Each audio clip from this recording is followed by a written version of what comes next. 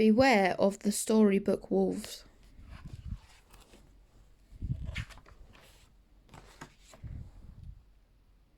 Every night, Herb's mother would read him a bedtime story. Sometimes it was about a big wolf who terrified little girls and their grandmothers with his chilling growl and his big yellow teeth. You could tell from the picture that toothpaste had never been on his shopping list. The story got very nasty in the middle and everybody nearly came to a sticky end. But by the last page, it had all turned out well and went happy ever after.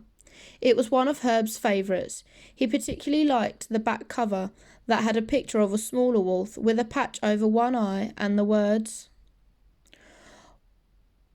"For a real thrill, try reading the story of the little fierce wolf and the 3 pink piglets. It will scare your socks off."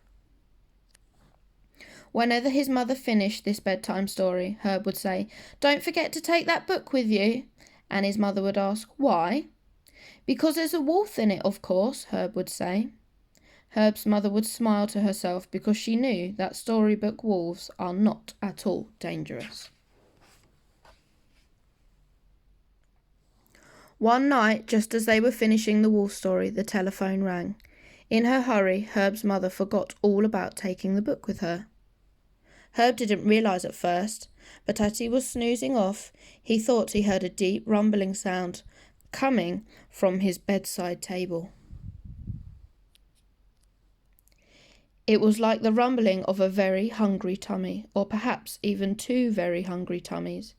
Then he began to smell a not very nice smell, a sort of bad breath type of smell. Herb got a funny feeling that 2 or maybe even 3 eyes were watching him. Unwisely, he switched on the light.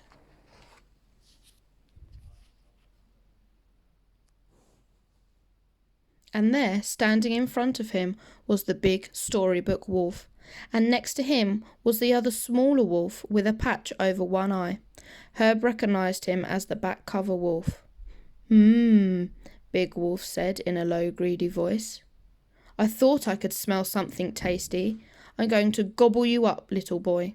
And he started to lick his chops.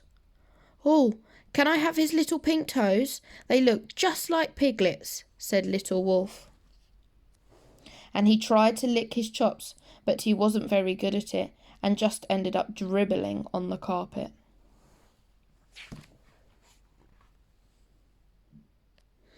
"I wouldn't eat me yet," stammered Herb desperately, trying to think of a plan to distract the wolves from wolfing him.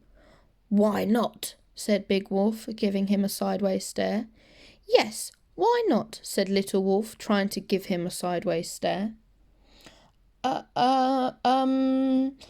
Because little boys are for pudding. You have to start with starters, of course." "I didn't know that," said Big Wolf. "Really?" said Herb, feeling a little bit pleased with his own craftiness. "I thought everybody knew that." "Oh, I knew that," said Little Wolf. "No, you did not," said Big, slightly less fierce than before Wolf. "Yes, I certainly did," said Little Wolf, puffing himself up. "Well, if you're so clever, then what's starters?" triumphed Big Wolf. You could tell that Little Wolf hadn't even heard of starters, but not wishing to sound stupid, he shouted, "Jelly is starters, everybody knows that." Then Big Wolf and Little Wolf looked at Herb and said, "Where's the jelly?" Jelly, jelly, where was a jelly? Herb's mind was whirring like a frantic thing. Then he caught sight of his book of fairy tales. He had been looking at it last night, and it was lying open on the page where the dozy princess falls asleep at her own birthday party. No one at the table would notice if he borrowed a jelly. They were all snoozing, tired of waiting for Princess Beautiful to wake up. Herb was so busy struggling to slide the jelly off the page, he didn't notice the wicked fairy wide awake and hiding under the table. She had been listening to every word. This was bad luck for Herb because the wicked fairy hated little boys, only slightly less than she hated little girls.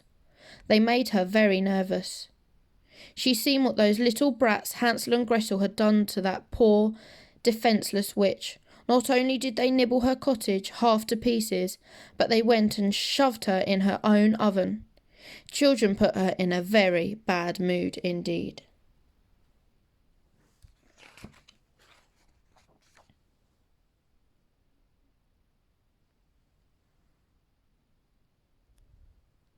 "Oh, you dozy doormats, don't you know anything?" snarled the fairy.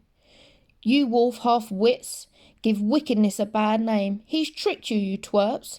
Little boys are starters, jelly is pudding." And with that the wicked fairy jumped back into the book and snapped it shut. First the wolves went almost purple in the cheeks with embarrassment. Then their eyes went all mean and squinty.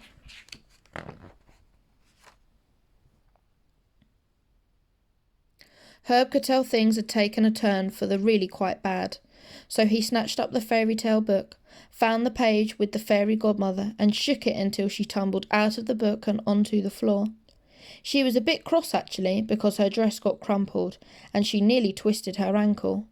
"Well," she said, "I've got a good mind to turn you into caterpillars, little boy." No, said Herb. "Don't turn me into a caterpillar. It's those two who need to be caterpillars."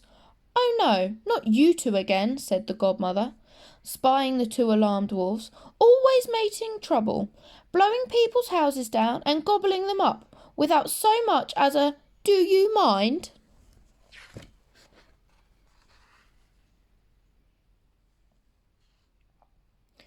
As she said this, accidentally waved her wand at the little wolf, and the smoke went poof, just like in fairy tales, and suddenly there was a little wolf standing in a ball gown. Oh dear, this will never do," said the fairy godmother, shaking her head. "That dress was meant for Cinderella. You shook me out of the book just as I was about to send her to the ball. Awfully nice dress, though. I have an eye for fashion, as you can probably tell, but not at all suitable for a wolf." Little Wolf took one look in the mirror and was so pleased with his new look that he jumped into the fairy tale book and went to the ball himself, which of course left Cinderella having a night in cleaning the kitchen after all. "Oh well, that's that then," sighed the fairy godmother. "I'm not going to be at all popular at the palace now. I don't know what the king and queen are going to say when a wolf turns up to the ball to dance with their son. I imagine they will be very grumpy about it. I do hope he doesn't start snacking on the guests." The fairy godmother was so engrossed with her own problems that she hadn't noticed the big wolf was poised ready to swallow Herb in one gulp.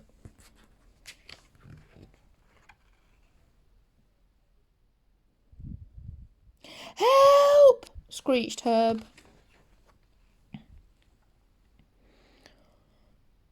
Quick as a quick thing, the fairy godmother whooshed her wand, and Big Wolf was just a tiny caterpillar. "Oh, I do like caterpillars," said the fairy godmother, popping it back into the wolf storybook. "They're so undemanding, never bothering me for things, not like frogs, always thinking they are princes. What's more, I really have had enough of being squashed inside a book, doing favours for spoilt princesses. I'm going to take a holiday, somewhere far away from royalty." And in a sudden twinkle of sequins, she disappeared. Before Herb got back into bed, he piled up all his books and then put the heaviest thing he could find on top of them, just in case anyone else was tempted to get out of his story. Then he switched off his light, dreamed fierce caterpillars, fashionable wolves, and grouchy godmothers.